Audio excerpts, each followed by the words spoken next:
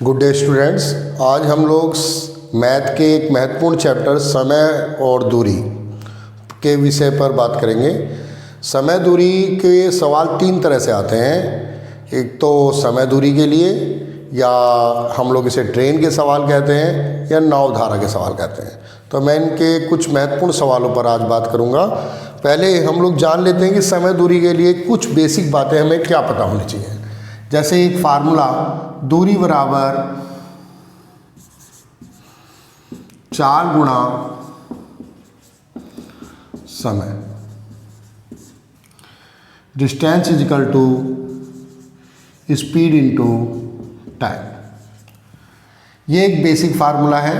अगर दूरी मीटर में है तो समय आपका सेकंड में और 4 मीटर प्रति सेकंड में होनी चाहिए, और दूरी यदि किलोमीटर में है तो समय घंटे में और 4 किलोमीटर प्रति घंटे में होनी चाहिए। अगर ऐसा नहीं है तो आपको बदलना पड़ेगा। जैसे दूरी अगर मान लीजिए मीटर में है और आप चाहते हैं कि भाई आपका सवाल जो है, अगर दूरी मीटर में है और चाल आपकी किलोमीटर प्रति घंटे में है, तो आपको क्या करना पड़ेगा, उसे मीटर उतर दिए सेकंड में बदलना पड़ेगा। तो चाल को बदलने के लिए क्या है, अगर कोई मीटर प्रति सेकंड में है और आप चाहते हैं कि आंसर किलोमीटर प्रति घंटे में हो, तो आपको 18/5 से गुणा करनी पड़ेगी।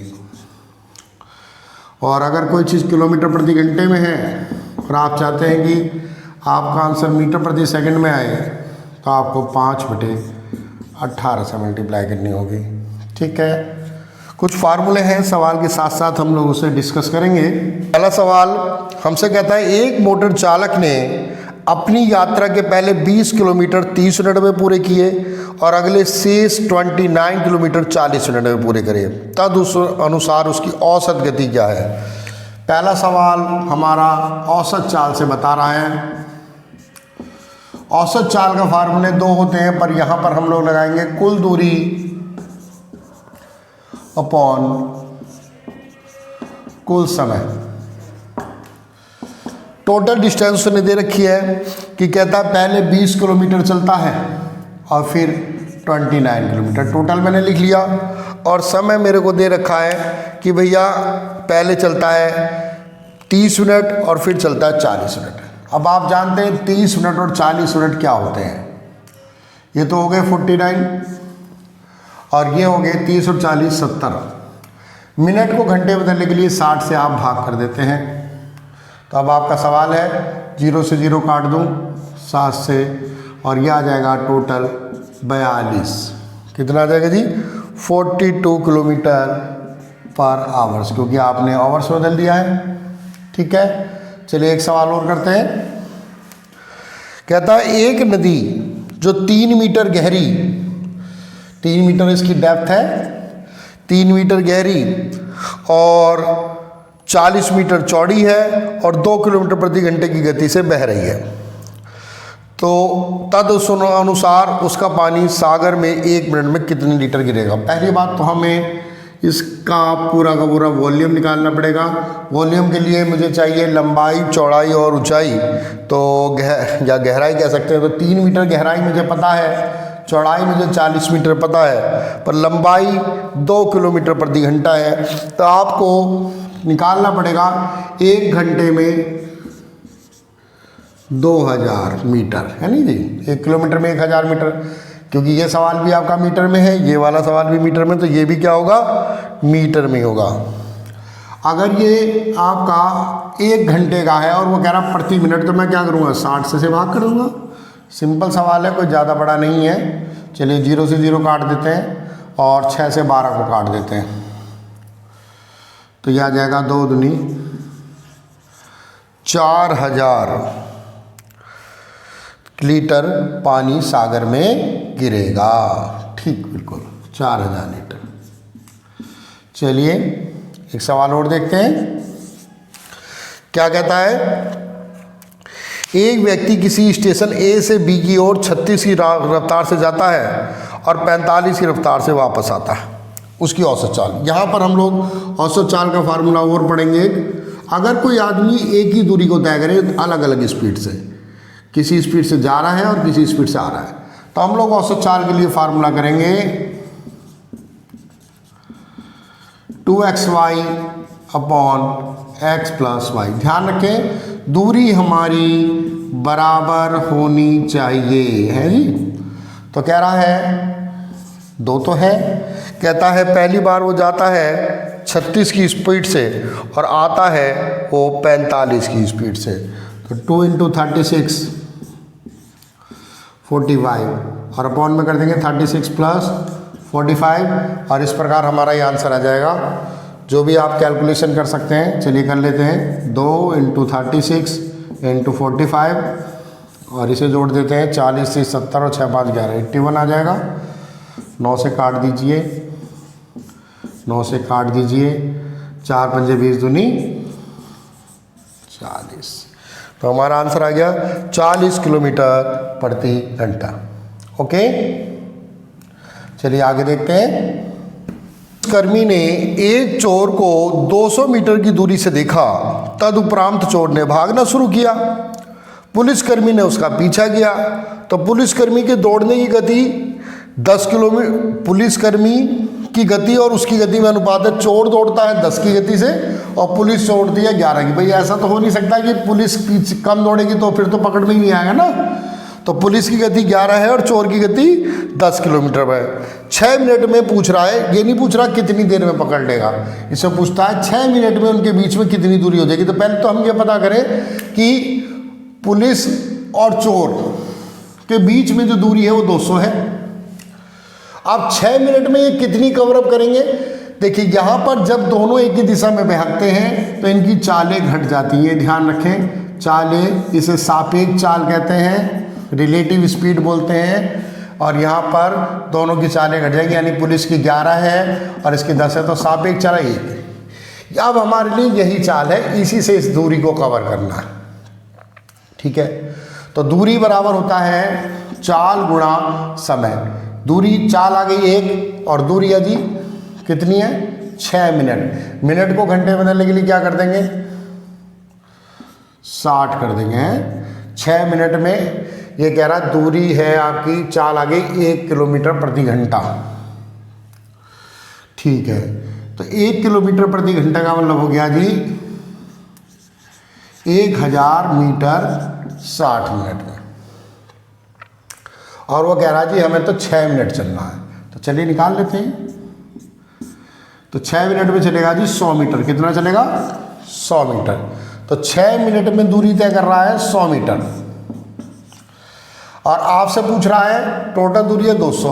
तो अगर 200 में से 100 कवर कर लेगा तो कितनी दूरी रह जाएगी उनके बीच में? अब उनके बीच में दूरी है 100। तो 200 तो थी शुरुआत में, 100 इन्होंने 6 मिनट में कवर कर ली, तो दूरी कितनी रह गई 100। चलिए एक सवाल देखते हैं। 3 की चाल से चलता है तो 20 मिनट देर से पहुंचता है और जब 6 की चाल से चलता है तो 30 मिनट देर से पहुंचता है। उसके बाद उनके बीच की दूरी कितनी होगी? यहाँ पर हम दूरी के लिए एक फार्मूला बता रहे हैं आपको। दूरी बराबर क्या होता है, आपको क्या करना है, दोनों स्पीडों की मल्टीप्लाई। यहाँ पर स्पीड का अंतर है। अगर दोनों समय एक साथ चल रहे हैं तो यहाँ पर दोनों समय आपके प्लस हो जाएंगे।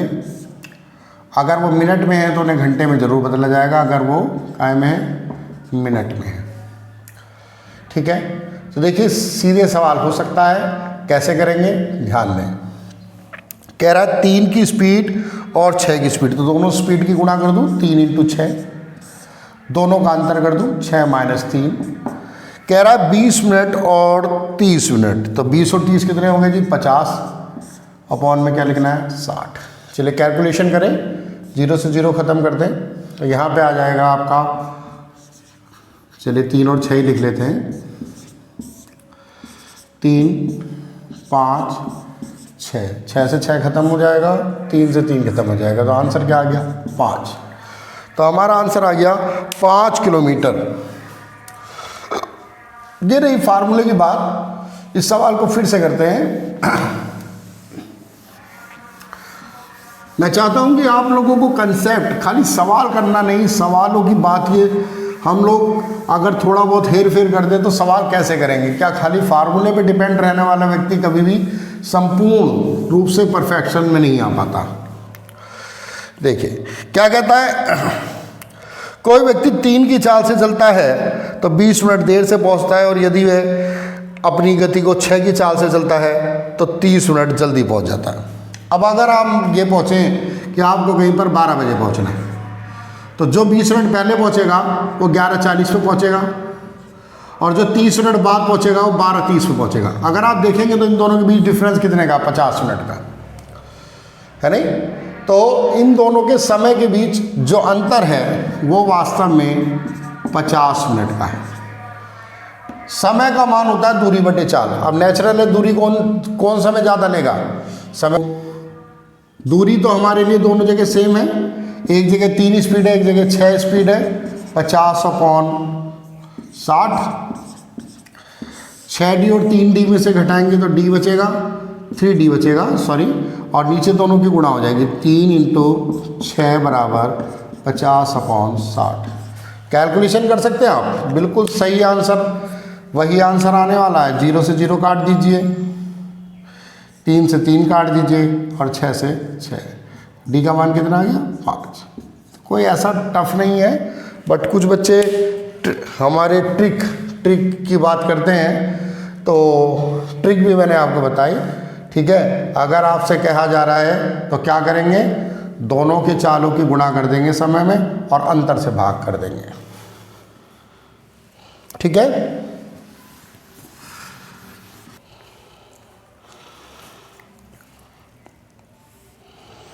कहता है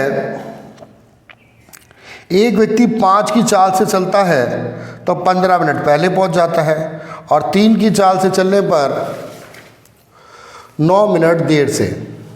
बिल्कुल वही सवाल है, 5 की चाल से चलता है तो दोनों की चालों का अंतर, और नीचे दोनों की चालों का अंतर, और एक बार वो पहुंच रहा है 9 मिनट, और एक बार वो पहुंच रहा है 15 मिनट पहले। ठीक जी, तो 15 और 9 कितने हो गए आपके? 24/60।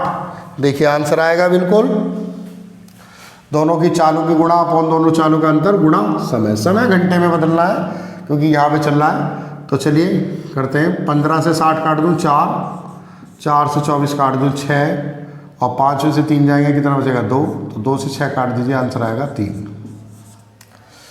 ठीक है जी, एक सवाल और चलिए करते हैं। एक श्रीमान अपने कार्यालय से 30 की चाल से जाते हैं तो 6 मिनट जल्दी पहुंच जाते हैं, और 24 की चाल से जाते हैं तो 5 मिनट देर से पहुंच जाते हैं। उनके बीच की दूरी कितनी? बिल्कुल आसानी से सवाल कर सकते हैं, उम्मीद है आपको। दोनों की चालों की गुणा 30 × 24, दोनों का अंतर 6। समय दोनों का कह रहा है, एक बार 6 मिनट जल्दी, एक बार 5 मिनट देर, तो 11 हो गए जी × 60। करें सवाल को, 6 से 24 काट देते हैं 4, 30 से 60 काट देते हैं 2, और 2 से 4 काट दीजिए, 11 दूनी 22। उम्मीद है कंसेप्ट क्लियर होगा।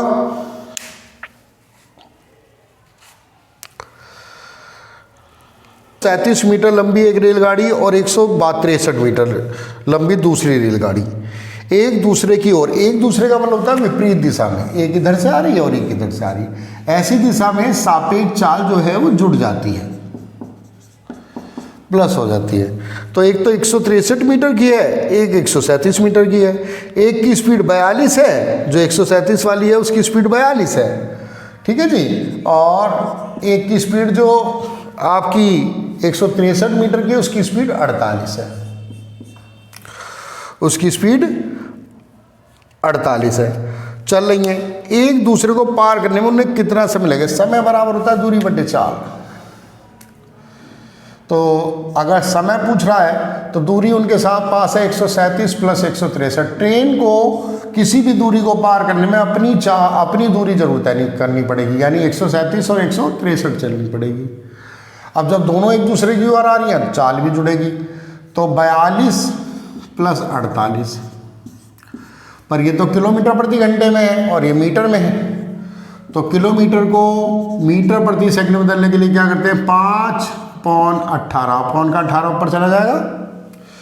चलिए अभी नीचे ही रख देते हैं, कन्फ्यूजन को ज़्यादा आप क्लियर हो जाएगा। देखिए इधर जोड़ देते हैं, कितना हो जाएगा, 300 है नहीं, 300 ये हो गया जी आपका 90, 18, 5। चलिए करते हैं, 18 से 90 काट दें, 5 बार कटेगा, 5 से काट दें और फिर 5 से काट दें, 12 हमारा आंसर। ठीक जी, तो 12 सेकंड का समय लेंगे एक दूसरे को पार करने में। बिल्कुल आसान सा सवाल। चलिए एक सवाल और पढ़ते हैं। कह रहा है 110 मीटर लंबी रेलगाड़ी 60 की चाल से जा रही है और एक समांतर रेल पटरी पर खड़ी हुई 170 किलोमीटर लंबी रेलगाड़ी को पार करने में कितना समय लेगी। समय बराबर दूरी बटे चाल, और दूरी में मैंने बताया ट्रेन अपनी लंबाई नहीं छोड़ सकती। कह रहा है 110 मीटर लंबी रेलगाड़ी, तो भाई पहली बात तो अपने को चल, फिर जिसे पार कर रहे हो उसे चल। ये हो गई दूरी। अब कितनी चाल है इसकी, 60 किलोमीटर प्रति घंटा गुणा 5/18। बस इतना ही सवाल है। ये हो जाएगा आपका 280, 60, 5, 18, 0 से काट दूँ भाई, 6 तिया 18 और 28/3, 28 तिया 84 हो जाता है, तो 84/5। ठीक जी।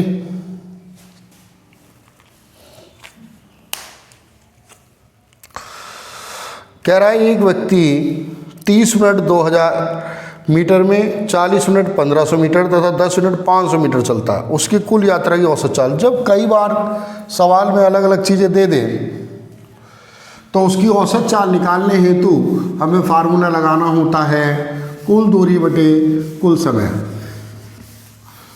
कुल दूरी बटे कुल समय। जैसे क्या कहता है, तो कुल दूरी कुल समय का फार्मूला लगेगा। यहाँ पे अलग अलग दूरियां दी हैं मुझे, 2000 मीटर, 1500 मीटर और 500 मीटर।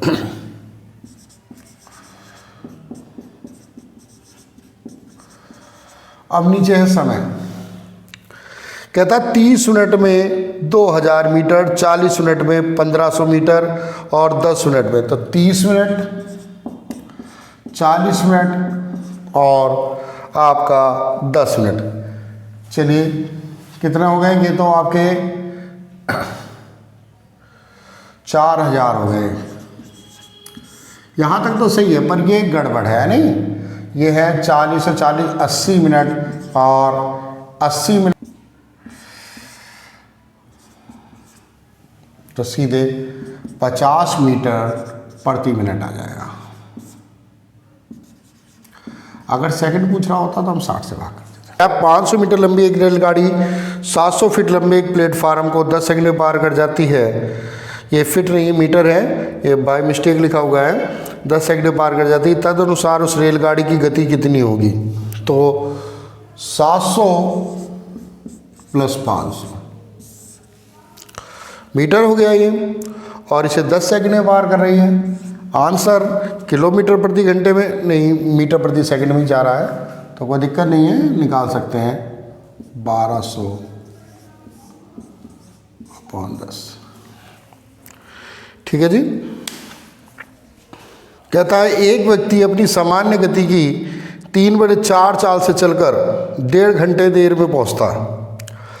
यदि उस व्यक्ति को उसी दूरी में तय करने में कितने समय या कितने सामान्य घंटे की लगेगी। देखिए यहाँ पर जब कभी आदमी अपनी वास्तविक चाल से चले तो यहाँ पर एक ट्रिक लगा सकते हैं हम। वास्तविक चाल से लगा समय बराबर अंश आंसर का अंतर इंटू टाइम, पहले जो दिया रखा है। चलिए पहला टाइम दूसरा टाइम निकालेंगे। तो अब यहाँ पे कह रहा है कि 3/4 चाल से चलकर 1.5 घंटा देर में पहुंच गया। तो 3 में 3 अंश हो गया, 4 और 3 का अंतर हो गया, 1.5 घंटा हो गया भाई। तो नीचे तो एक बचा, 1.5 इंटू 3 4.5 घंटे हो गए। ये हमारा आंसर आ गया। चलिए बहुत ही बढ़िया, आसानी से सवाल निकला। कहता है एक अपनी सामान्य गति की 6/7 चाल से चलकर 12 मिनट देर से पहुंच जाता है। अगर उसी की सामान्य गति से चले तो कितने में पहुंच जाए। ये भी सेम टू सेम है, 6/7 कह रहा है तो 6, 7 और 6 का अंतर इंटू 12 मिनट। तो 12 6 72 मिनट हो जाएंगे, या हम दूसरे शब्दों में कह सकते हैं 1 घंटे 12 मिनट।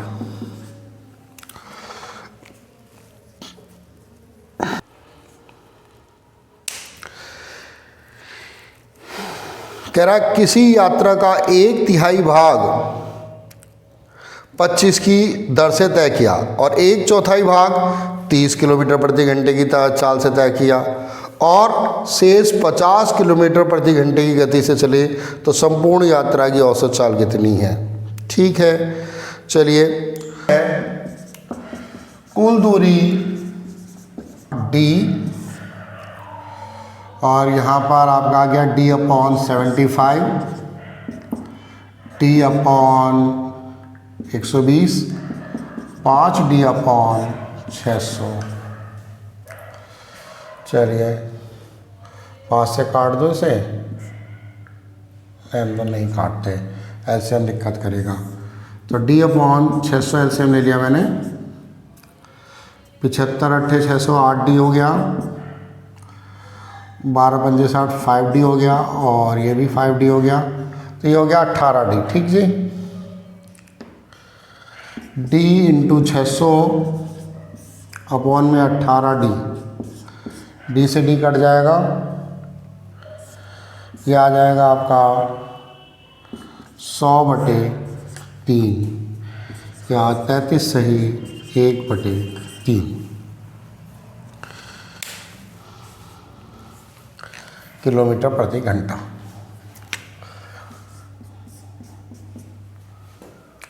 ठीक है।